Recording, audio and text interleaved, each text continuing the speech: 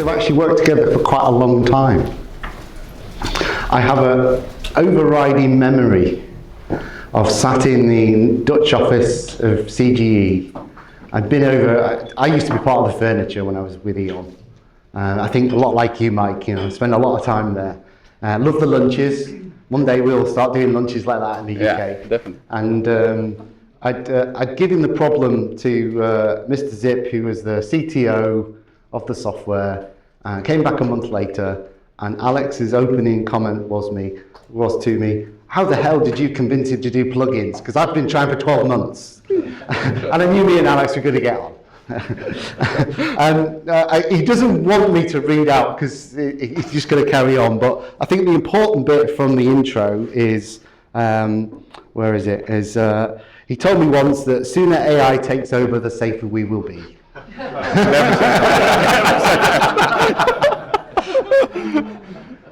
I disavow any knowledge of that.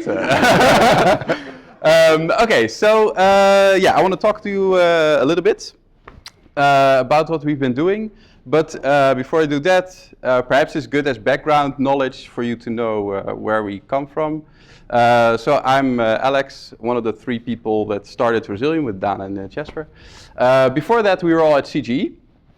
So CGE, if people don't know, that's the original company that made Boat XP and the other tools. It was a fun company to be in. We had a lot of fun. You see, like, I just want to point out Jeroen. No, don't make it. Not personal. You see, like, Dan is up there on the dance floor.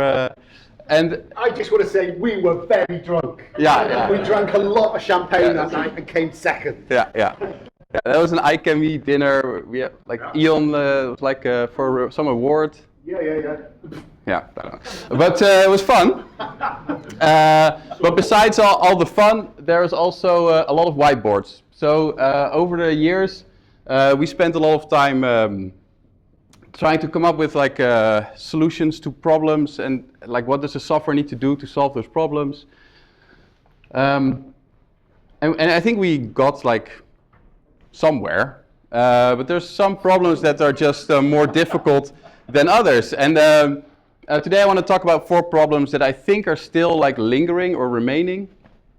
The first is that I want to talk about in a minute is understanding your goal with risk management. I think in a lot of cases when we talk to clients, there's still, let's say, at least partly people don't exactly know what they're going to do with the bowties once they're done. Like why are we actually doing this? And it's really important to know that up front because it really impacts like how you're going to do the whole thing. So I'm going to talk about that a little bit. There's a balance often. So sometimes you're overcomplicating and sometimes you're oversimplifying the way you analyze your risks. And it's a tricky balance and it's just, it's a difficult problem to like find the right level of detail in your analysis. The third one is monitoring change in your level of control over time. So the world is not a static place, it sort of evolves. And monitoring that is just tricky.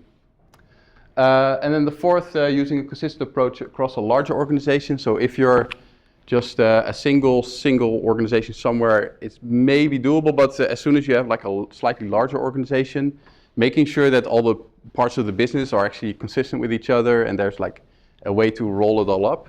It's a tricky problem. So I want to talk about that. What we've tried to do is figure out like, okay, how can we use the tools that we know to solve these problems? They're useful for part of the problem, but not the whole thing. Also, we were looking at other tools in the market that are just available for us to use with our clients. Nothing really made us go, yay. So we decided to go build our own. And today we're sort of going to talk about it. Riskrunner, so it's also on your mugs in the flyer. It's a tool that we built that sort of tackles these 4 issues.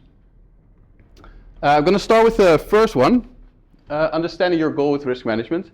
So it's important to know like who is going to use our risk assessment and our risk analysis and all that information, and what are they going to use it for. Part of this is not really a software related thing, like a tool is not going to help you figure that out, but it can support you, as I'll show in a minute. So if you take a look at ISO 31000, I would argue there's like 3 big end goals that you could identify within this framework. So it's either like you're doing some type of risk treatment, so you're figuring out like, okay, do I need to add more barriers or like improve existing ones? You could take a look at this part where you're more concerned about like monitoring that the stuff you have stays in shape and is sort of keeps working. And there's this part about like communication, so communicating to somebody that they need to do something in some way. So you could argue that the different outcome goals of this framework, you could sort of roughly have these 3 things. I'll first start with that one, the risk treatment bit.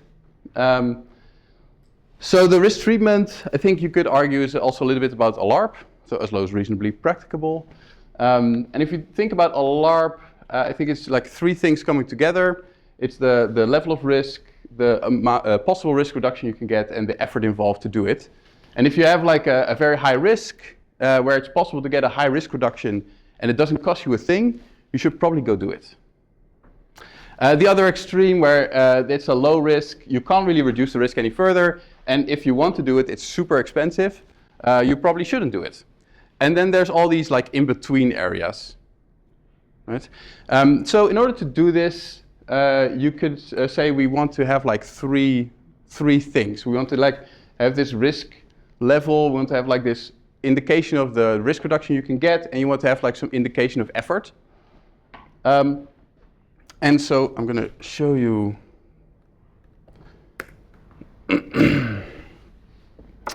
first one. I'm not going to explain like how the whole tool works. I'm just going to like highlight a couple things. So one thing, if you want to have some indication of risk, you want to have some type of risk matrix.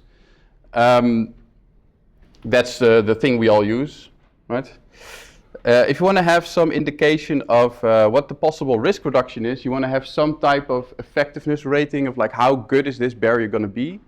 In this case, we call it goal effectiveness. So what is basically the possible risk reduction you can get with this barrier if it's like working to its full extent. This is different from having like the current effectiveness, which is how it's actually working in reality. So goal effectiveness is like a slightly different, more like idealized version. And then you might want to have something where you're going to assess the effort. This is something that people have not seen before, I think. This is a matrix, but on a barrier. So this is combining 2 things. Like this is saying you should have like some way to estimate the initial effort involved in implementing the barrier. And then you need to have some type of like recurring effort, like what's the upkeep as we go on. And those 2 combined give you some type of like the effort involved in this with this barrier. Like in Riskrunner, all the fields are configurable. So we just wanted to have like a cool thing to show you like, hey, you could do a matrix on a barrier. And this seemed like a nice example of how you could like take a matrix and then use it to estimate effort. Right? Oops. Then what you can do with that, in this case, I've got like a normal HAZID type of format for working at height. And you can see there my barriers, and there's like some effort label, and then the risk reduction label. And then at the top there, you see like the risk matrices. If I wanted to, I could like turn on an additional field there. There's criticality is in this template as well. You can sort of pick and choose what you see. Okay, that's sort of part 1. And so, so the idea here is that once you understand your goal and what you're trying to do, so for instance, an ALARP assessment, you want to identify what are the fields that I need in order for me to achieve my goal. And then in Riskrunner, you can sort of add those fields either manually, We've actually created a bunch of different standard templates for different types of goals that include the fields you need for a particular type of goal that you have, right? So Alarp has a particular configuration that you need for it, but there's others like more for monitoring performance. There's different fields that you need. Or you could just create your own combination of fields and create whatever you want. The advantage of this is they act as documentation. So if you notice, like all the fields have like description, like a little text describing like how they're supposed to be used, and every option even has like a little description of how each option is supposed to be used. That's one advantage. The other advantage here is that you only add what you need to achieve your goal. Right? So in some of these tools, the amount of fields you get can be a bit overwhelming. So in this case, you start off with you can start off with a blank slate even and only add the stuff you need. Which also makes it easier to develop new ideas. So to try out stuff like having an effort matrix on a barrier. Like you can try that out.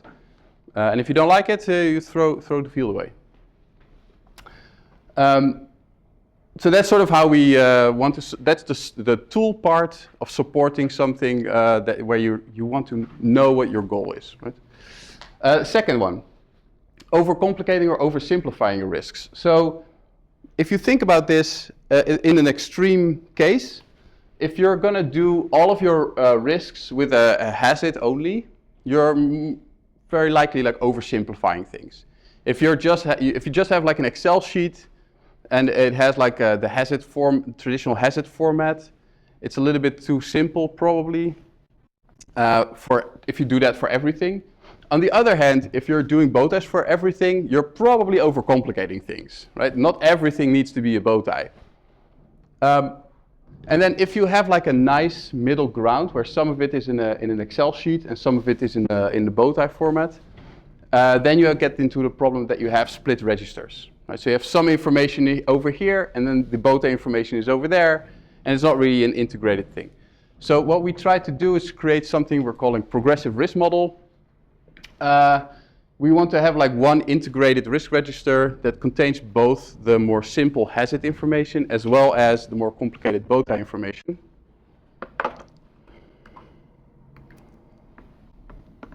And then I want to have this one. So let me just show you how that works. So in this case, this is a hazard. This is the most simple format. Is basically just you have columns like you would have in an Excel sheet.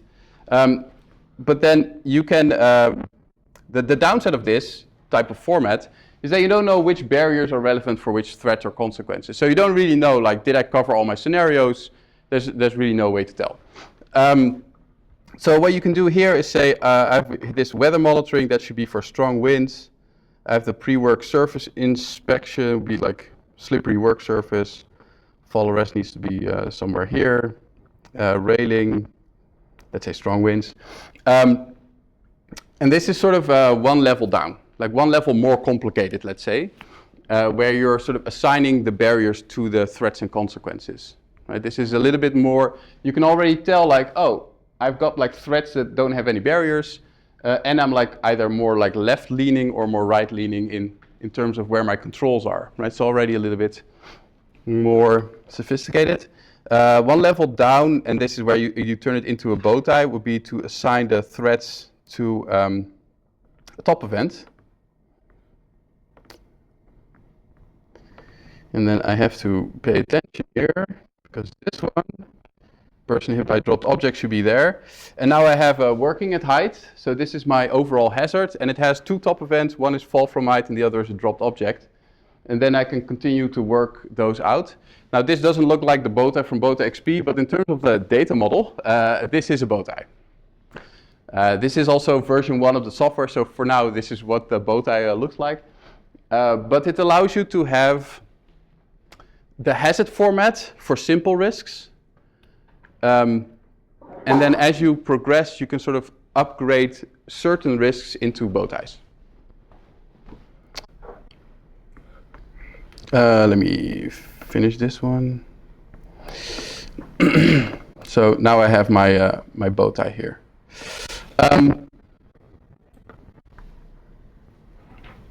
So the advantage of this approach is that you get one integrated risk register. So you no longer have like a separate thing over there with the initial, let's say, more quick scan hazard type study. And you have your bowties over here, which have all the more detailed information. It's integrated together. And there's a gradual, you can like gradually deepen your analysis for parts of it. Right? You don't need to do everything at once. All the barriers are first-class citizens, so it's not like the barriers that are in your hazard are over here. We're not really monitoring them at all. We're not doing anything with that information, but we have our bowties and we're treating those really well. All the barriers are in one big system. And the other advantage of this thing is that we can actually import existing data really well. So if you have like an existing Excel sheet, we can import that and you can start like improving on that data by like making connections. But you can also just import bowties and that also works. So it's a nice data structure to import a lot of different types of data into. Then the third problem, monitoring change in your level of control over time. So you could say, this is a quote I like, I was just talking about it with Mike. So stable outcomes are produced by constant change rather than continuous repetition. It's just a quote I like. And it's sort of relevant here, so I thought I'd give it to you. I think it's nice, the idea that in order to stay like still, you have to move. It's a really nice idea. So you could break changes down into two big types. Either the change is wanted or it's unwanted. Change is going to happen either way, but for some things you might consider some changes to be good and some changes are not so good. So let's break that down a little bit more. So for wanted changes, you could say like project management inherently is like we're doing a change. We're like building a new thing, a building or a piece of equipment. Or MOC also is like a type of wanted change management.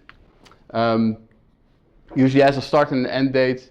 And the tricky part of wanted changes is that there's still risks involved. So you want to like manage those risks over time as you're like progressing through this project. Another added challenge with these like changes is that you often, it's a bit unclear like who is going to do what in this type of situation. And so, what you can do there is make a plan for when you're going to consider what. So this is a concept called reviews. And actually in the software, any change you make to your information is actually called a review. But in this case, we're planning out reviews. So we're sort of going to say, in this case, I've added a couple that are just project phases. So you say like terms of reference, preliminary, detailed, fabrication, transport, commissioning. These are just like the phases of a project. And then in each phase of this project, we could say we need to talk about or analyze risks, consider risks, X, Y, and Z. So let's say in this case, I'm also going to include working at height, let's say. And then once I get to this phase of the project, I can say, okay, I'm going to start my analysis and then I'm going to consider this risk at that stage of the project and make any changes and say like, oh, this one is now, actually we implemented this barrier now, for instance.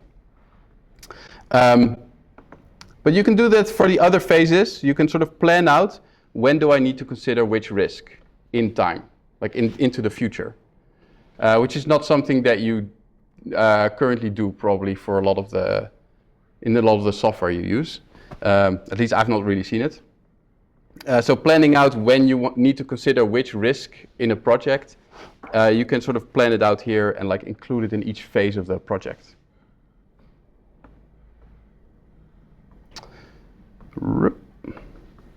Then the other part, which may be the more interesting one for a lot of you, is unwanted changes, like accidents, but also just like more minor deviations. Those we want to avoid them. It's a big part of the safety field. And if you think about this, like incidents will give you the most direct feedback of unwanted changes because they are in a lot of ways, the most common unwanted change.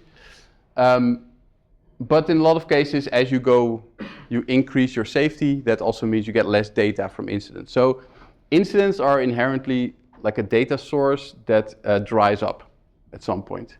Especially if you have like high consequence, low probability type incidents, they just don't happen enough. Right? So you can't really use them to sort of figure out, am I safe or not? Right? Unless you want to wait around for an incident. So instead, what you want to do to deal with unwanted changes is to monitor performance of barriers. And so for that, you could just add a field called barrier performance. And in this case, the field would actually track it, so to say, is the barrier performance performing as expected? So we're at this, the way it's formulated, we're just expecting everything to be good, because that means all of our barriers are just performing the way we want them to, which is different from effectiveness. Whereas in effectiveness, an effectiveness might be poor, but it's performing exactly the way you want it to, right? So its effect might be smaller, but it's doing its job the way it's supposed to do, right? So where effectiveness, you would expect like some barriers to be more effective and other barriers to be less effective. With performance, you just expect everything to be good. And if everything is not green, that means there's like a deviation in the performance. I know this might be, okay, perhaps it's going. You have to think about this for a second, perhaps later on. I'm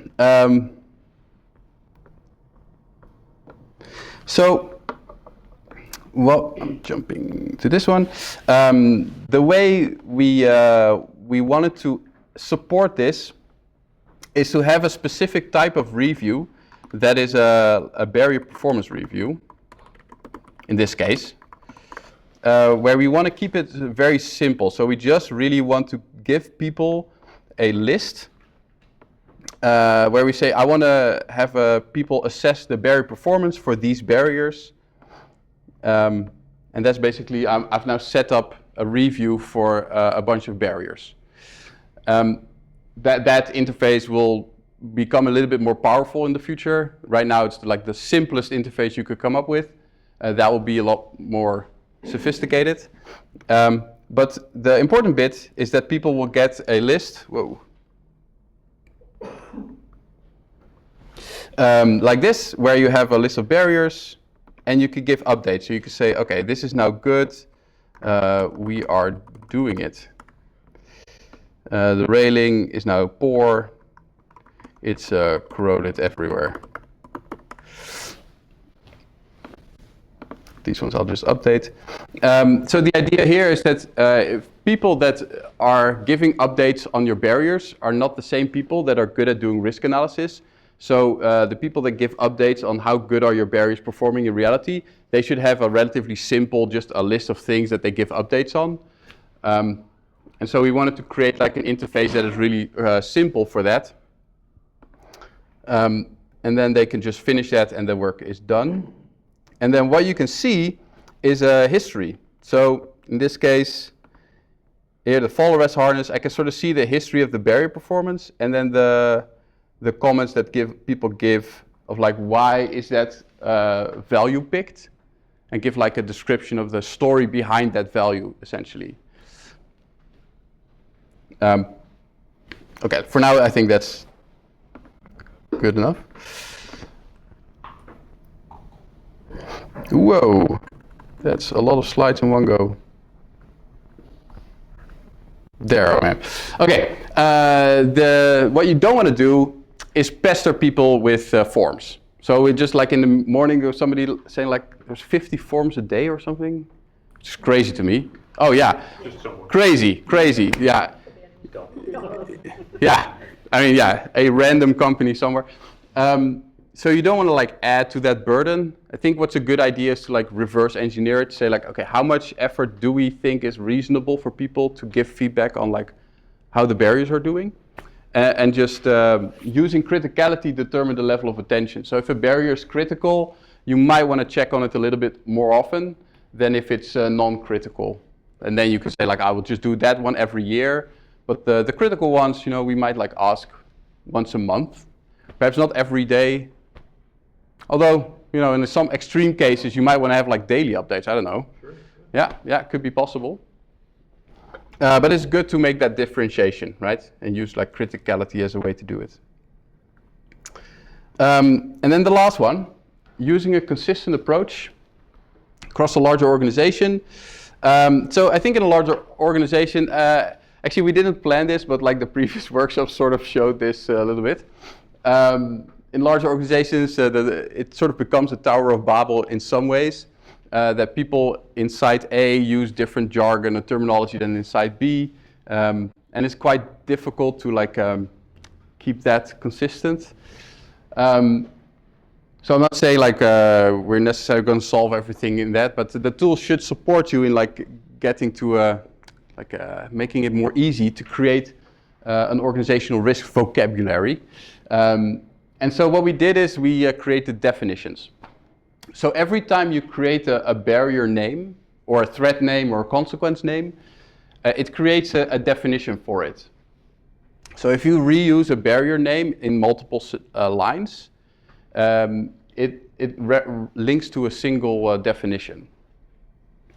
So what that does is so you start typing and there's suggestions on like existing barriers that are already defined.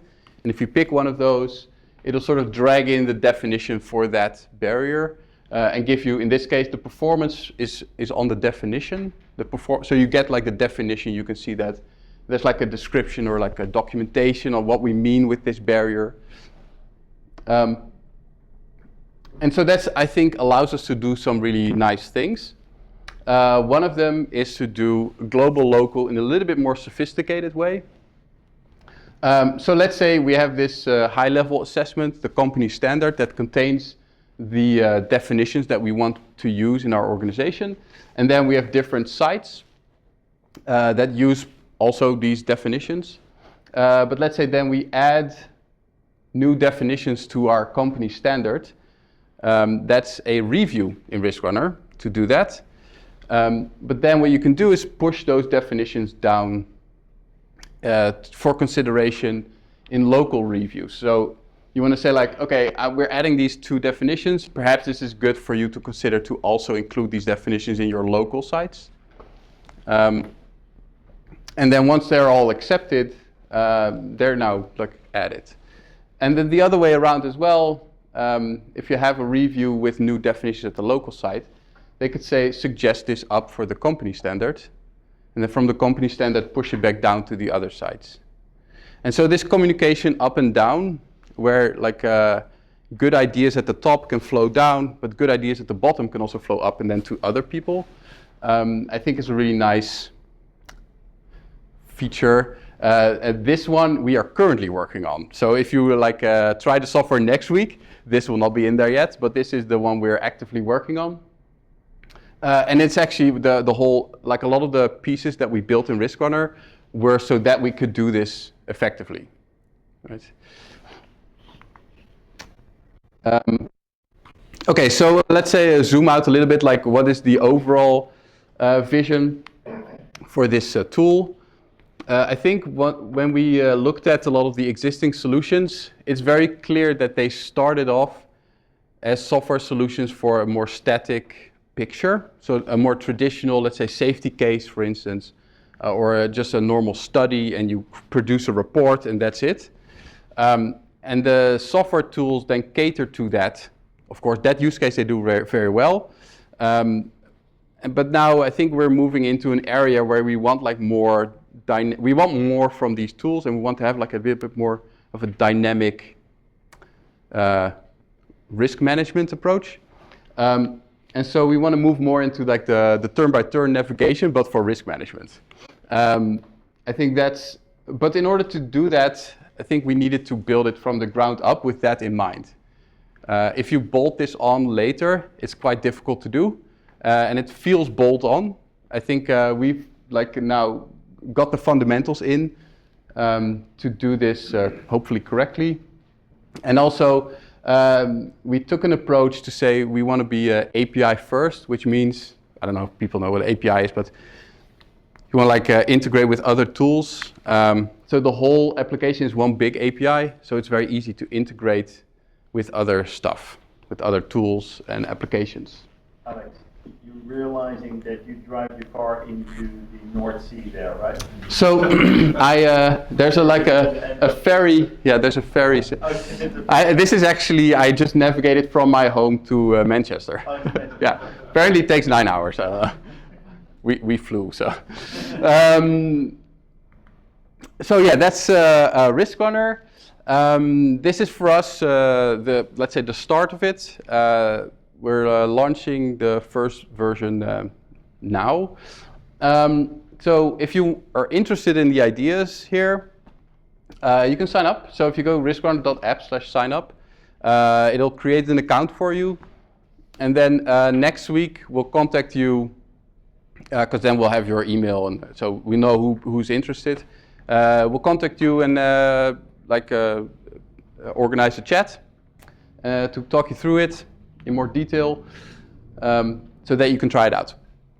The other thing that I didn't update this, it should be just a slightly different title, but attend the course we have for Riskrunner. So it's on our academy, on the website, there's a course that you can register for, where we're going to talk about the ideas behind this and how we use Riskrunner for it. Of course, we're going to use Riskrunner in this course, but hopefully the ideas behind it are also interesting, even if you don't want to use Riskrunner.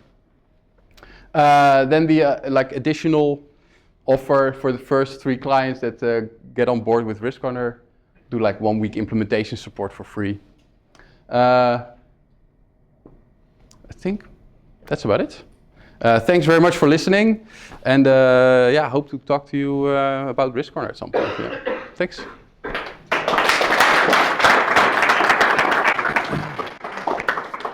Any questions? Yeah. In light of the previous discussions we had, you showed the potential to add from various levels of the organization other measures. Yeah. Just hoping that there's not only a plus in that, but also a minus. So Yeah. Yeah, that's the same process. So basically, yeah, I could have made the slide with deleting, which is great. I was actually happy. That's a really great thing. I was actually thinking perhaps Barry should have some type of expiration date where you have to actively renew them or something. Yeah. It might be a nice idea. We could. Yeah. Yeah. Exactly. Yeah. I think in general, there's a lot of knowledge here in the room. So if you have ideas on Riskrunner, just shout out. Yeah, definitely. More than what we have to brainstorm with people. Yeah, if you have ideas oh, this is definitely not how it should be, we can definitely talk. Yeah. Or how it is, of course, in the positive, of course, also. Yeah, I'm so happy that this was finally done. Yeah. Sorry, I'm the He's the pessimist. Yeah, yeah. Quick question. Yeah. Looks great as a way to enter risk. What about when you've say got 100 or even 1,000 risks in there? How do I see then the bigger picture? Yeah, so that's what we're gonna build on top. So right now, what's in the tool is the fundamentals. So basically, the data model. Super important to get that right, but it's crucial, I think, to understand, because we have this concept, for instance, of definitions, where we know if a name is the same, we are referring to the same thing. That gives us a lot of power to do really cool stuff with visualization or aggregating stuff up. I think we'll be able to do some really cool stuff. Yeah. But okay, short answer is next year. Yeah. Well, Yeah. You would say the API is into Of course. So yes. I think that's the core strategy, right? Yeah, exactly. So if you want to extract the data and build a visualization in Power BI, that's 100% possible today. But we're also going to work on making nice visualization inside of the tool, of course, to put all the really cool ideas in the tool. Yeah. Yeah. So. Have you thought about assigning personas? So what I was talking about in terms of personas and sort of risk management, we know that barrier owners, hazard owners, safety managers, those sorts of roles exist. Yeah. Would it be something that it's worth having those types of personas in there. You Sure. go, this type of person needs to see these things, and then you can filter. yes, for Yeah. your organization or Definitely. So there's two things. Like one is I forgot to show you, but in the project template there's a drop for like responsible, similar to how it works in both XP with the job titles. The other part is we're gonna add owners to barriers probably, and then also add the like potentially a job title to a user, and that basically gives you the power to filter it. Having an owner is really nice because then you can sort of say start a review for all the barrier owners with critical barriers. So basically like slices and dices the data and then sends out all the reviews to people. That's what I meant later on. The UI will be a bit more powerful to allow you to like more automatically generate reviews for people. Because I think we've had a bunch of really good conversations going, this is great, but how do I dice the data? Because and we haven't done it yet, we don't know how to do it. But if we can understand how does an individual role relate to each things, and therefore get the visualization related to that, which you're absolutely doing. Yeah, definitely. Yeah. Another thing, like I think in that sort of line, I think you were telling the idea of also being able to link operations to it. So like let's say if my persona is interested in doing some work on installation aid, then you can see, okay, well then these are the suggested risks to consider in this assessment work. So we can already filter down maybe like a database of thousands of risks to the ones that are relevant to the persona in question. Yeah. Mike? Does this sit on top of a general bowtie system because you say you have an API, or can this basically be the one tool that does it all, or is this always meant to work in conjunction with another tool? So the idea is that it's able to function as a standalone tool, but we also realize like there's a lot of like super useful data in other systems. So later on, for instance, when I showed you like assessing the barrier performance, you want to have like underlying evidence to support that statement, and that can come from external sources. So that's sort of one area that I think is super logical to interface with other systems. Right. And then also like interface with like for instance, both XP will make like there's an import for it, and then the export is coming. So then you can like. Yeah. In general, I like we're trying to solve some problems that we do have with the current system. Yeah. So that's really very good. Particularly the first one. There is time, effort, and money involved in every barrier that we put on. Yeah. And then to maintain it, it continues to cost, right? Yeah. And to have an appreciation of that, where you stand on that, just like we prioritize risks based on their exposure, it would be good to see that in combination with the cost that it will take to initially implement and then maintain. Maybe we're better off doing something else. Could be. Today we do that regardless of the business outcome, right? Mm-hmm. And really it is part of an overarching business outcome. So just kudos that I like that. One thought is how to make things intelligent, right? Mm-hmm. Today, if you don't have AI in something, Sure. it is where will this be in 5 years, right? Sure. And what I'm thinking here is, it needs to be connected, intelligent, and autonomous, right? That's kind of the direction that we want to go. And that tool needs to support that journey, right? Today, we do all of the heavy lifting. Yeah. The experts, and hopefully will be still around and we won't be totally replaced by machines, but there has to be some way to build that into that future roadmap. Sure. So that we can do this connectedness, intelligent, whatever that means, right? And for instance, in our case, we're trying to finally extract out of the thousands of reports that we have, which failure modes could be relevant for this upcoming job. And we have never been able to crack it because we don't know the similarity of this job versus the thousands of jobs that we did before. Mm-hmm. And through the competency assurance model, we figured out we can use that as a similarity example.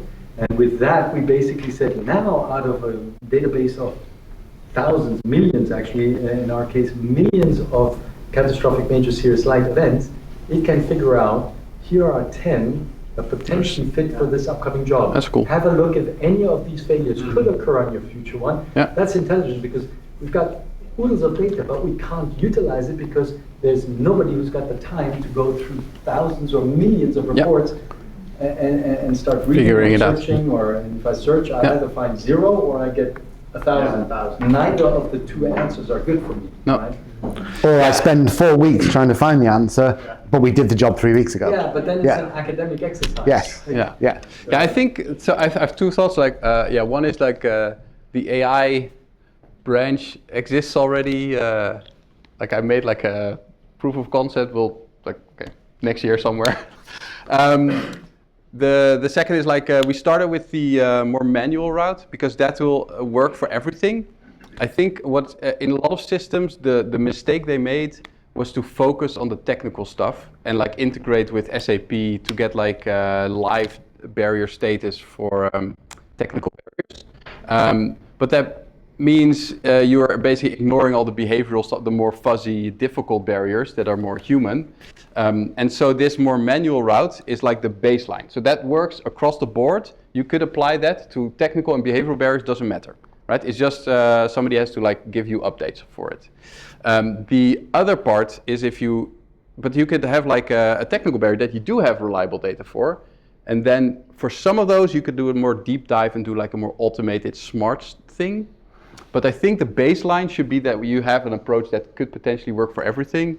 And then only for some of these more technical things, you could do a more sophisticated, more intelligent approach. Yeah. But I think the reverse is very dangerous where you're like, oh, we have such a smart system. It only looks at our technical barriers. Like, okay, great. Like then you're like ignoring a very important part. Yeah. I think from the AI perspective, right, we've already looked at AI inside the... We're looking, For example, if we have a database with risks already in there, the software will be able to suggest, for example, to you, okay, I've now introduced this threat. This has been used in combination, for example, with these controls before, so then you might want to consider these. Or maybe consequences, but also from the input side, I think as well, like reading out instant descriptions might be able to tell us, like we can train a model on that to see which controls, for example, might have been relevant and stuff like that. Of course, it requires quite some calibration and to ensure the validity is high enough. But there are definitely inroads to that, but that's future. Yeah. Of course, like I think an issue.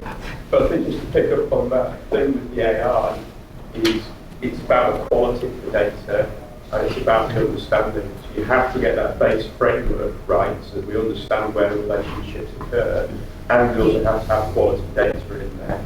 I mean, I've read a book on one of the key failings of early AI was all countries' tutors have a ruler next to them because all the pictures they were showing to train the AI always had a ruler in it because someone had gone through and gone, yeah, that's how we determine because we see how big it is.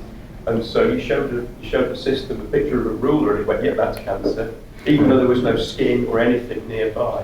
So we have to get that base understanding right, and I think that's the raw framework piece. Yeah. When the API piece is the power bit that allows you to then show it data. One comment about gaps in risk management software for me, which is identifying sort of derived requirements, because we talk a lot about the risks of, and you talked about change management, but if you want to introduce a new project, you're doing something, the work that we do often comes after somebody's written all the requirements and there's some kind of concept in place or whatever. Whereas actually, as safety engineers, we should also be considering how we can input into the requirements set. From the start. And so this is Definitely. where I see a gap at the moment, is how to pull out derived requirements and what do we need to do in a wording that can be used by requirement owners, not just by safety engineers. Yeah. So it's using the language and using an extract that can be used as a requirement set. Like part I was interested in like learning more about like the derived requirements. Yeah. So I also like part of it we can't solve with the tool. right? Because if your business doesn't like safety people in from the beginning, there's not a lot the software can do about that. But what we can do is like support it. With the recipients of it Yeah. after the fact, Yeah, we've seen. more proactive. Yeah, we've seen that with clients as well. That's an issue. And so one of the things that we did with that, like the planning the reviews out, is to at least give you like a tool to like a structure to have that conversation. Like in this phase, we would like to talk about these issues. And in this phase, we need to really consider these issues. And to have a tool where it's basically project management integrated with risk management. So that was one of the design considerations. But of course, like the tool will not force an organization to think in that way, right? You have to then consider, convince people that that is a better way to do things. Yeah. And there might be other considerations why that's not done. I don't know. I'm going to commit. I'm trying to write a white paper about barrier health. I'm going to start chuckling because I've been trying to write it for quite a while. And I'm trying to create, well, what's the model for each barrier type we've got out there? What does health look like? How deep does it need to go? And I think that'll start to form the basis of what does AI look like, because it's specific. So what information are we actually looking for these types of barriers? And is it there? How can we find it? Is it in somebody's head? Okay, how are we going to get it out of somebody's head? And I think this is a really complicated thing. We all talk about barrier health, and it's incredibly complicated. You know, especially when we get into behavioral stuff, you know. Have we set that person up to fail? Have we given them all the right tools, the right conditions to be successful? And can we find the data that says we are doing that? And I think that's really difficult to do. And he'll keep badgering me about this white paper. And I'm getting closer. Let me say one more thing on this is to connect the process, in this case the process is risk management, another process could be auditing, to outcomes. Because when you're trying to make a case to management, right, they'll say, show me the money, right? I can show them a bow tie and say, look, more barriers is better for you, right? And you can add numbers to it and say, what's the statistical probability, etc. But I've had a hard time correlating processes to actual outcomes to make the case to my management that if you implement this process, then the likelihood is now lower, and then we can have a discussion, is that good enough? Maybe I need to make the process better, that the likelihood is even better, the outcome is even better. But the first point is, can I positively correlate, if you do risk assessments within whatever methodology you use, and then you basically cascade it down for people to do something with that, right? We can clearly correlate that with less bad events or more positive events, whatever measure you want to take. Yeah. That is an effort in its own right, and it took me a long time, I worked on this for over a year to try to make these models for certain processes that we have. So anyway, I think one of the things that could be very powerful if we figure out how to connect an action to an outcome, because we typically count the actions. X amount of barriers. Of those barriers, 50% have been vetted.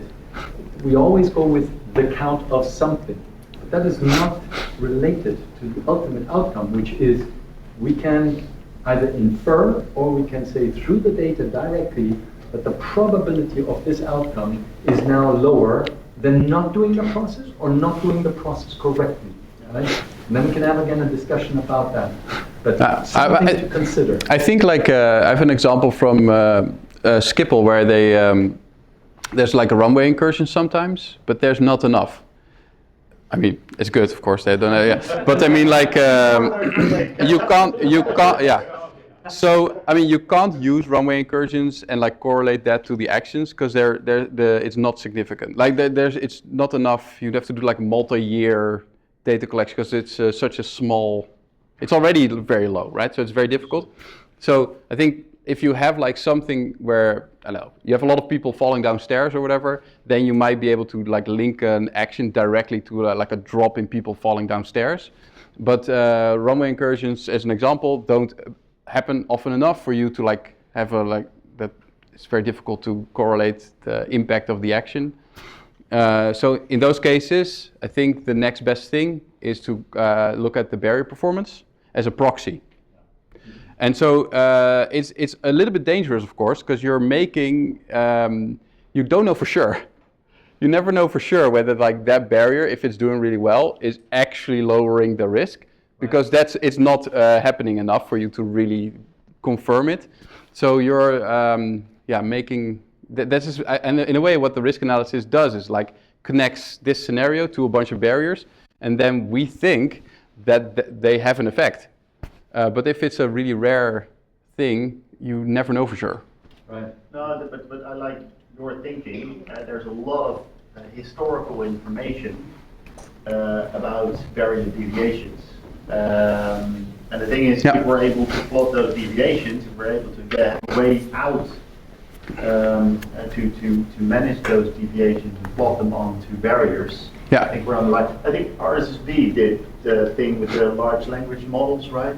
There's RSSB. Yeah, with University of Universal. Protocol stuff. NLP. No, but I think the answer, what you should do is take the bow tie game and just turn that into reality, and then you'll get your outcome connected to your bow.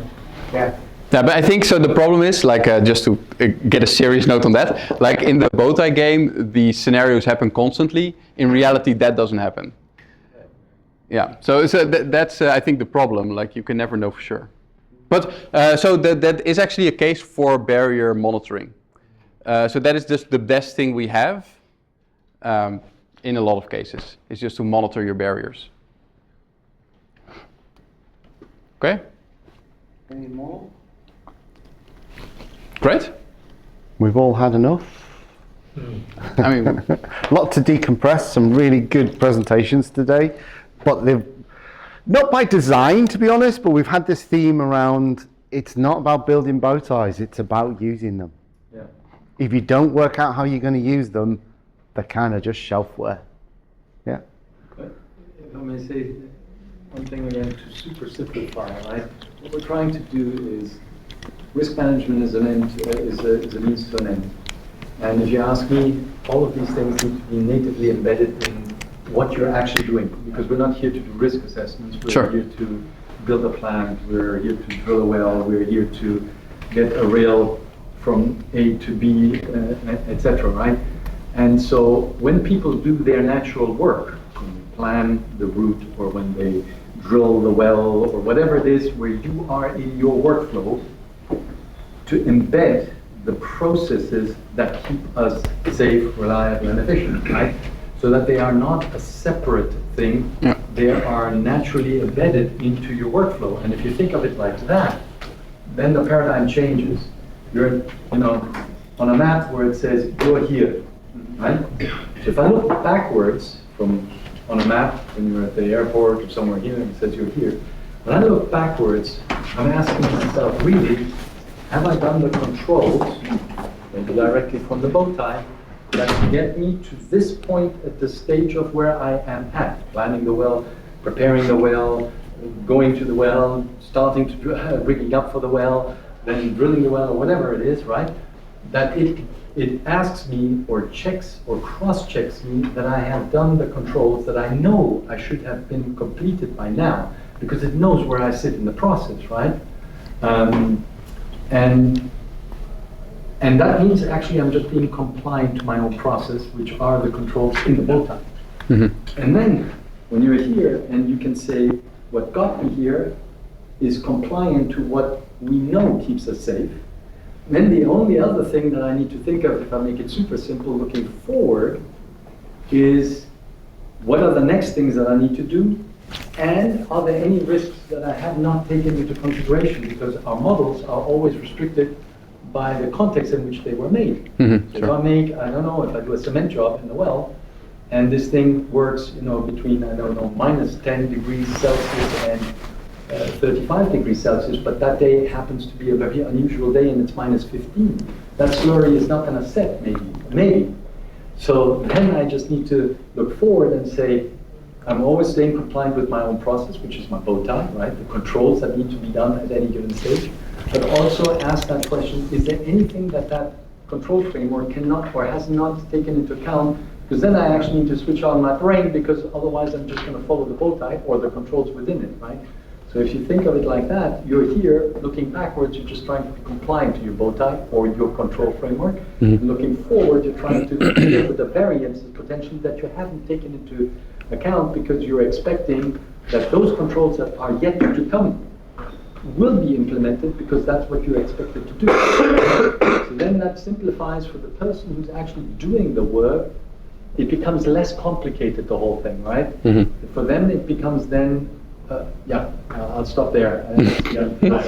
But your story, though, is just rings with me. Is I used to be an airworthiness engineer for an aircraft design company, and some people at the back there will twitch. And we were the end of the chain. And our job was to make the aircraft safe that someone had been designing for 10, 15 years. And then you get 2 weeks at the end to make it safe with a piece of paper. And I went, how does that work? So I started sitting in the offices of the designers and having arguments with them over why they were doing certain things and the compromises. And my boss didn't like that, because I wasn't at my desk working. But things started to change, and it's that business of nobody does safety. And Paul made the comment, because it was one of my colleagues, Michelle, who was assurance and compliance. We just joked all the time, because we'd get brought in, and then our job was to check that people had done safety. And you're like, no, you do your job safely. And that can be designing a thing, thinking about the weather conditions. Well, we know it works here, and if we take it to Scandinavia, does it necessarily work there? Because the temperature differences are madly different. So it's that business of understanding the outcome that we need, and I think that's the power of bow tie and barrier thinking, is you actually talk about the effect. The barrier is not a process. It has to be really thick to stop the bullet. What I want is an effect, and I describe how I achieve the effect, which is going back to making reference to a process. But I also need the means and the capability. I need to be trained to do something with the right equipment, and I need to be thinking, is this changed from last week? Is this changed from the week before? And I think this is where the data model piece comes in, is often the bow tie is something that's done, drawn, right, we understand it, bosh, done. But it's not, it's constantly changing, because no aircraft stays the same. If you look at how they're maintained, you've got various bits of equipment that degrade over time. So I take those off and swap it for another one, and I've got bigger bits of equipment that degrade over different times. Right. So it's never the same. No two aircraft are the same. They've always got different faults, different failings. And it's about trying to understand, where am I? What's more important to me? What do I need to fix? Yeah. I know. One more set up, but I think one thing that we are generally missing, another one which I haven't cracked yet, but I'm getting closer at least mentally, is controls live within a process, right? And we never connect it to the process. Yeah, that's what Jess was. Which says, we don't want this thing to go bang, or we don't want this thing to do something. But that in itself does not help me place it within the workflow. Sure. And the workflow is where it all starts. I think that's what... It doesn't start with risk management. No. It starts with, tell me what you do. Yeah. I make pasta. Oh, so you want to make great pasta. Okay, so that's what the process is that you're in. Let's talk about how do we make pasta al dente. Then we basically map out that process. And then we can put on the controls on that process. But then they live within the process and not live in their own world, which is this bow tie world, which is very, very powerful. But I've always struggled with connecting it to the process, right? And if we can do that, then it sucks in the controls directly to where they are needed when you're executing that flow. If that makes sense. No, I think that's what Jasper was referring to earlier, right? Like linking it to a process. Should we wrap up? Yeah. Because is there There's Isaac? Drinks? Outside, but we understand that you've got to run away, because you've got trains. But we can carry these chats on. We can continue the conversation with the drink. That's much better. So thank you for coming. Yeah, cheers.